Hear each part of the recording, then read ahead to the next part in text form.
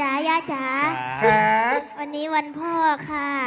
พวกมาไล่มัดกับหันพระตัวนี้ไหมอันพ่อแม่จะน้อยไปเก็บมา เอา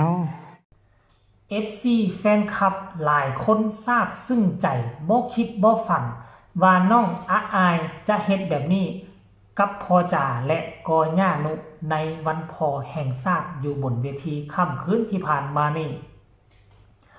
สวัสดีสบายดี FC แฟนคลับของน้องอาอายสกุลณพรลูกสาวของนกพงศกรแห่งเสียงวิหกและกะหลานสาวคนสวยคนงามของญานุแห่งวงเสียงวิหกดังที่ทุกคนหู้จักกันดีถ้าผู้ใดเป็นคนไทยในวันที่ผ่านมานี่เป็นวันพ่อแห่งชาติ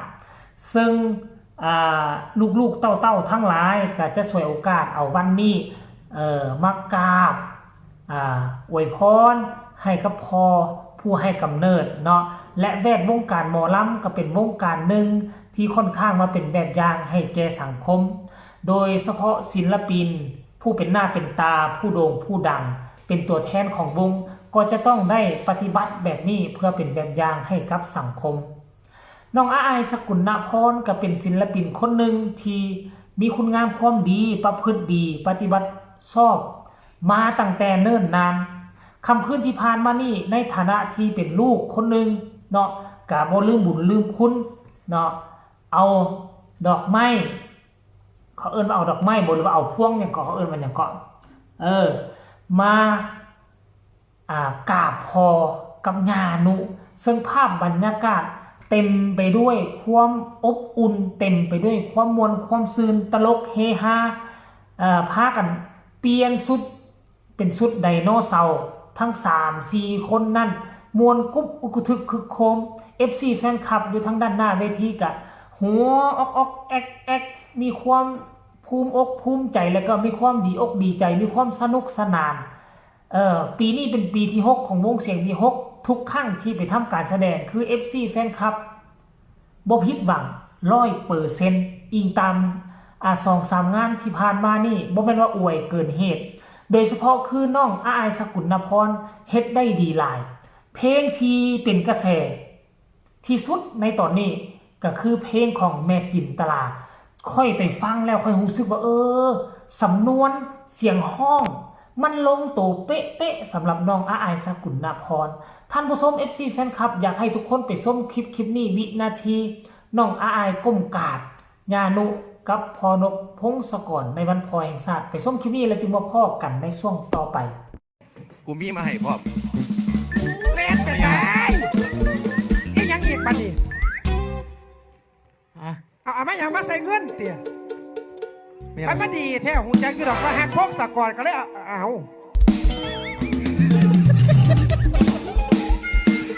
โอ้ยเก็บมันเหลือจะคนเลยเนาะ อีหยัง เจ้าไม่ผู้ใดถอดเสื้อแดงออกเดี๋ยวโอ้ยแป๊บหนึ่งเป็นหยังเพื่อเป็นการเสียเปรียบเสียเปรียบอีหยังอีกกูมีมาให้พ่อเล่นไปซ้ายอีหยังอีกปะนี่เอามาอย่างมาใส่เงินเตี่ยมันก็ดีแท้หูใจคือดอกว่าหักพกสะกอนก็เลยเอา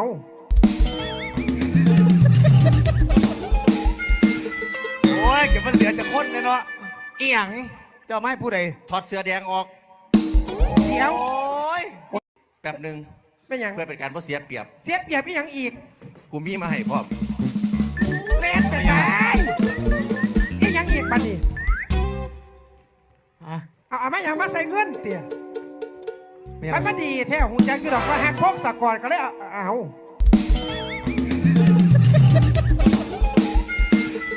โอ้ยเก็บมันเหลือจะคนเลยเนาะ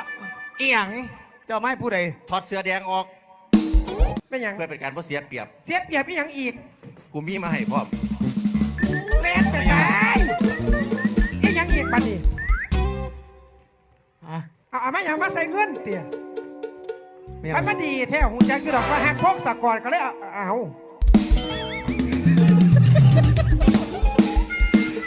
โอ้ยเก็บมันเหลือจะคนเลยเนาะ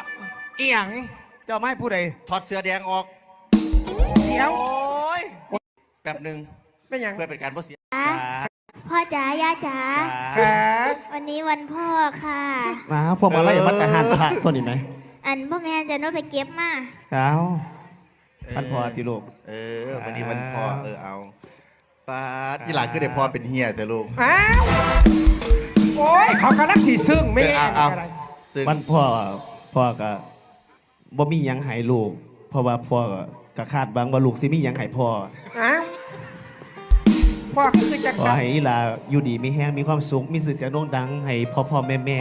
หักแพงเมตตาอีหลาไปจนเติบโต จนว่าได้เป็นนางเอกหมาล่ำใหญ่พุ่นละเด้อลูกเด้อ สดๆน้องอายนะครับกูจะคว่ำเถอะวะป้า ของคุณย่าก็มีนะคะ เอากูเป็นพ่อมันระบาดดิ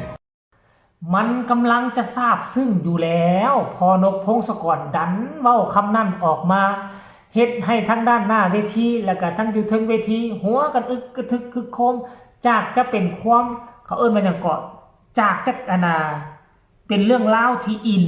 FC แฟนคลับน้ำตากำลังจะซึมกลายมาเป็นเสียงหัวเราะอึกกระทึกคึกโคมเนี่ยเปลี่ยนแปลงในทุกสถานการณ์พอลูกคู่บุญคู่นี่จังใดกะยาทานผู้ชมเนาะอยู่น้ำกันมาเป็นระยะเวลาจะเข้าปีที่3แล้วก็ปรากฏเห็นว่า2คนนี้ยิ่งอยู่น้ำกันยิ่งมีความผูกพันยิ่งมีความเจริญก้าวหน้าพอซอยลูกซอยพอพากันพยุงวงทั้งสองนี่ให้ก้าวขึ้นไปเป็นวงอันดับหนึ่งเอาอันดับแถวหน้าของเมืองไทยก็แล้วกันในอนาคตโดยเฉพาะก็อีกผู้หนึ่งคือบอสนุนะท่านผู้ชมเนาะเป็นตัวเสื่อมสายสัมพันธ์ละวางบอสนกกับน้องอายได้ดีที่สุดคันท่าบ่มีบอสนุนะมีแต่อายกับพอนกพงศกรมันก็คงบ่สมบูรณ์แบบตามเจบ่ลาวเบิ่งน่ะมันบ่สมบูรณ์แบบอย่างน้อยๆก็มีบอสนุมาเป็นตัวป้องกันตัวปกป้องอีกตัวหนึ่งและเฮ็ดให้พอนกพงศกรกับน้องอายวางตัวในฐานะที่เป็นพ่อเป็นลูกกันได้อย่างเหมาะเจาะและก็ลงตัวถ้าบ่มีบอสนุแม่พอลูกคู่นี้อาจจะเฮ็ดบางสิ่งบางอย่างแบบบ่ได้เต็มสปีด FC แฟนคลับอาจจะโจมตีวิพากษ์วิจารณ์ต่างๆนานาแต่หลังจากที่มีบอสนุว่าเป็นเกาะกำบังพอลูกคู่นี้มันจึงแสดงความฮักกันออกมาแบบเต็มทีเต็มพิกัดแล้วมันกลายเป็นความน่าฮักอยู่ในสื่อสังคมโซเชียลที่เราเห็นกันทุกมือนี่นับมือนับมีความผูกพันนับมือนับมีความเป็นตัวแบบให้กับสังคมนะอายสกุลนครกับพอนกพงศกรอันนี้คือเรื่องราวล่าสุดในเหตุการณ์ที่ไล่สดในกลุ่มปิดมือวานนี่ก็แล้วกันทานผู้ชม FC แฟนคลับเจบอลาวกะโดยความหักความแพงแล้วก็เป็น FC มาก็เกือบจะเข้าปีกว่าแล้วในวันพอนี่ก็ขอไว้ใช้ให้พรทั้งพอนกพงศกรจงมีสุขภาพแข็งแรงการงานราบรื่นเงินคำไหลมาเทมาสำหรับตัวน้องอายก็จงเป็นลูกสาวที่ดีเป็นต้นแบบให้แก่สังคมเพราะเจ้าเป็นคนสาธารณะไปแล้วจงสร้างความดีแบบนี้เพื่อให้ทุกคนเอามาเป็นไอดอลเพื่อให้ทุกคนเอาเป็นแบบอย่างก่อแล้วกันสำหรับคลิปนี้ฝากทุกคนกดไลค์กดแชร์กดติดตามให้แน่เพื่อจะบ่พลาดคลิปดีๆแบบนี้ตลอดไปพบกันใหม่ในคลิปหน้าสำหรับคลิปนี้สบายดี